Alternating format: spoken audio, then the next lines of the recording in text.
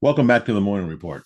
We've walked through Nigeria's bloody road, from pogroms and famine to Boko Haram and Fulani militias. Now, in this final part, we widen the lens. What are the global stakes? What are the moral stakes?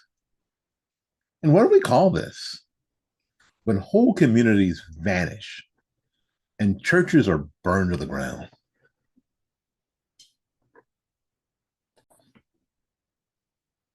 History is a teacher that never stops repeating itself when it's ignored. Let's go back. In 1966, the Ibog Christians were hunted in the streets of Kano and Kanduna. I'll pronounce this right. In 66, your host was 6 years old. In 1967, Black AIDS starved 1 million children in Biafra. I'll say it right. In the 90s, the Montasneh cult's riots turned Kano into a slaughterhouse. In 1992, Sangona Katif burned nearly 2,000 dead. In the 90s, Saro-Wiwa and the Ongani Nine were hanged. In 2000s, Boko Haram bombed churches, kidnapped Chibok schoolgirls. And in this year, 2025, priests like Father Michael Awa are ambushed and executed.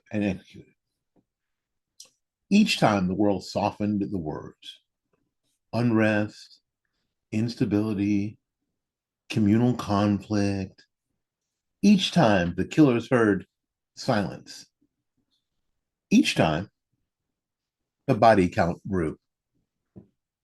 The lesson is plain.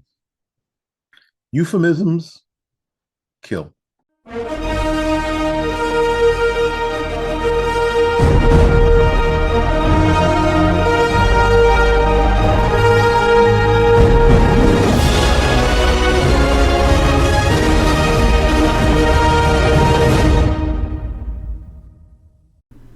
Billy Graham famously said he believed the next move of God would be believers making a difference in the marketplace.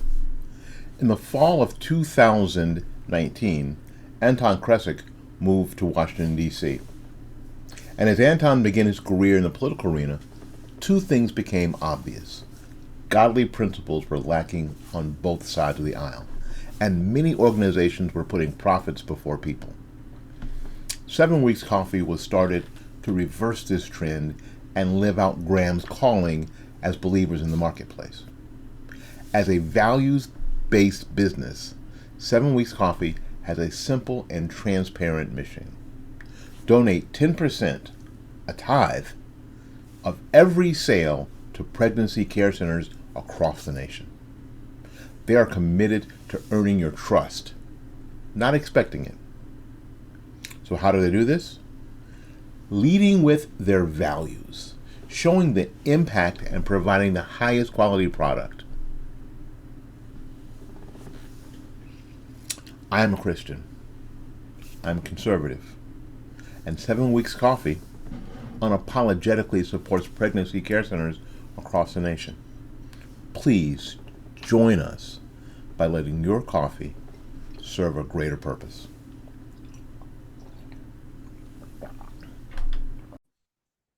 Friends, Nigeria is not a side story. It is the giant of the entire continent of Africa. Over 220 million people, half Christian, half Muslim, oil flowing from the Delta, trade routes running through Lagos. When Nigeria bleeds, all of Africa bleeds. Refugees pour into Chad and Niger and Cameroon. those fragile nations buckle. Jihadist groups exploit the chaos, building networks that stretch across the Sahel. Oil disruptions ripple into Europe, America, and Asia. Prices climb, economies stumble. The fate of Nigeria is not contained within its borders, it's global. But even more than geopolitics, there is a moral case. Picture a mother in Benue clutching her children as Fulani militias torture village.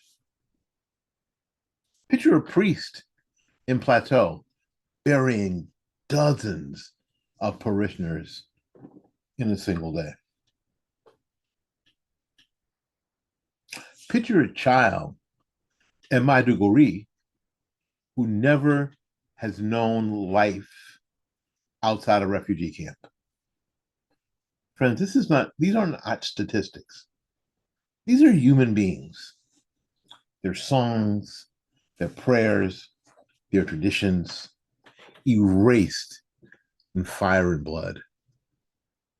And for Christians in the West, the bond is even sharper. These are not strangers. They are they're family in faith. To ignore them is to deny the body of Christ itself. Politicians dodge. Academics explain.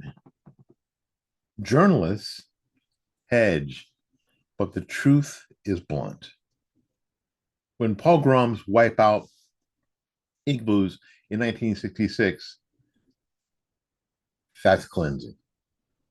When famine starves Biafran children in 1968, that was cleansing. When Boko Haram kidnapped schoolgirls, that's cleansing. When Fulani militias raid Benue and Plateau, that's cleansing. When priests are executed on highways in 2025, that's cleansing. We need to call this what it is. It's ethnic cleansing. And the world is not powerless. First of all, we have to name the cleansing and stop hiding behind soft words like uprising, conflicts, tensions.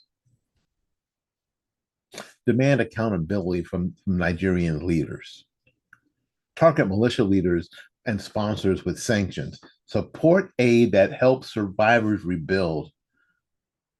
Rebuild, not just survive. Pray. Give. Refuse silence. Share this playlist. The 3-part playlist. Share this playlist. Share with people in your church that don't know what's going on. Share it with your faith community. Every ignored massacre becomes an invitation to the next.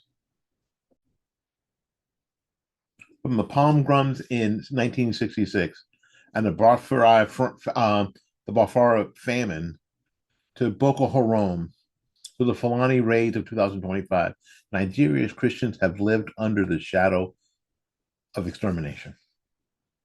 The killer changes names. The victims remain the same. It's not just instability. It's not just unrest. It's cleansing.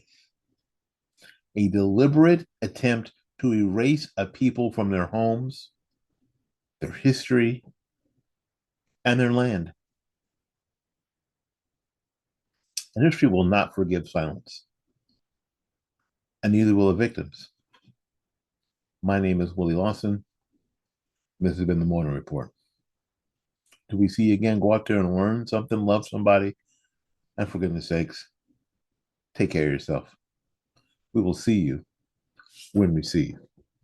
Bye bye now.